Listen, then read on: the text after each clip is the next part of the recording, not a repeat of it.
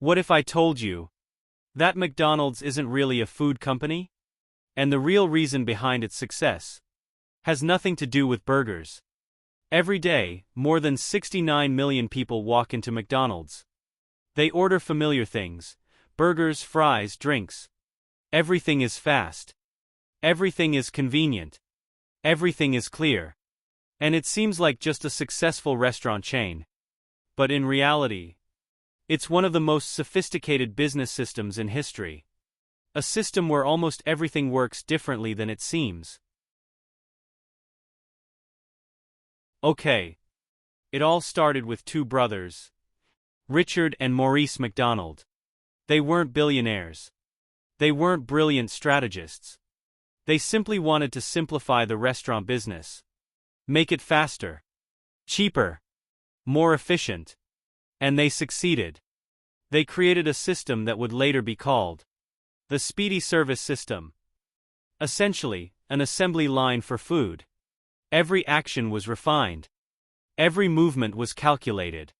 Nothing unnecessary. Maximum speed. And it changed everything. People lined up in queues. Sales were growing. The system worked perfectly. But there was one problem. The brothers didn't think big. They wanted to control quality. They didn't want to take risks.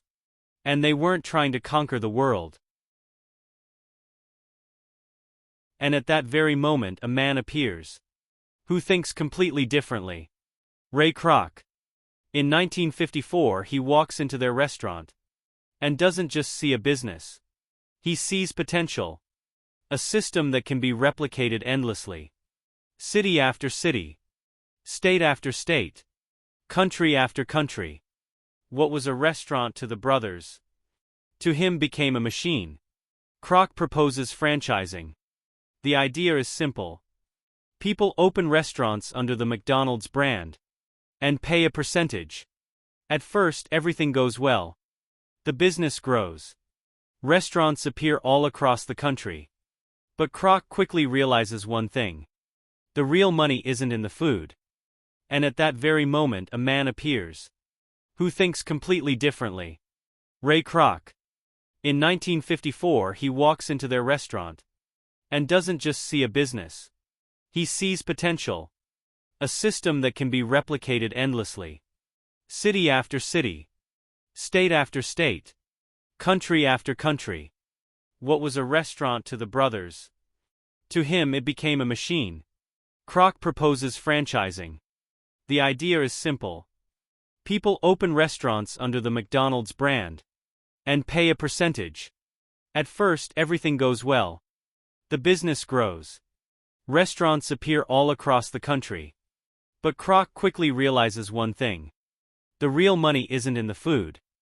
But the story doesn't end there. It gets harsher.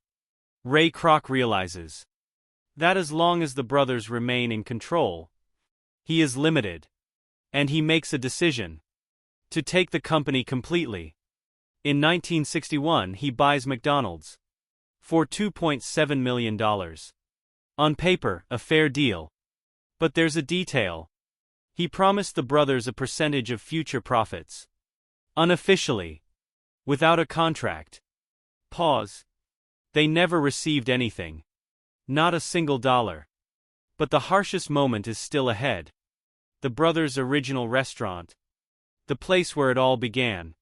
Krok opens a new McDonald's. Right across the street. With the same brand. With the same system.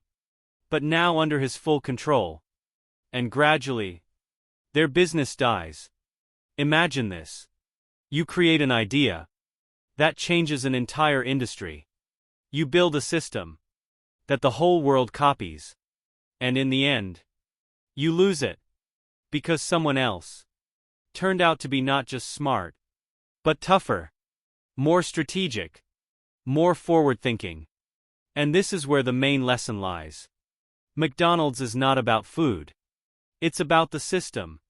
About control over processes. Control over people. Control over space. It's a business where everything is calculated. From the menu to the location of buildings. From logistics to customer psychology. And that's why McDonald's won. Not because it has the best tasting food, but because it has the most well-designed strategy. Real estate, franchising, total control. And when you understand this, you start to see business differently. That's why McDonald's is not just a restaurant chain. It's one of the most powerful systems of influence in history. Pause. And maybe, the main lesson here isn't about food at all, but about how success really works. And how often, behind loud success stories, there's a completely different truth. If you want to explore more stories like this, subscribe. Because the most interesting things always happen behind the scenes.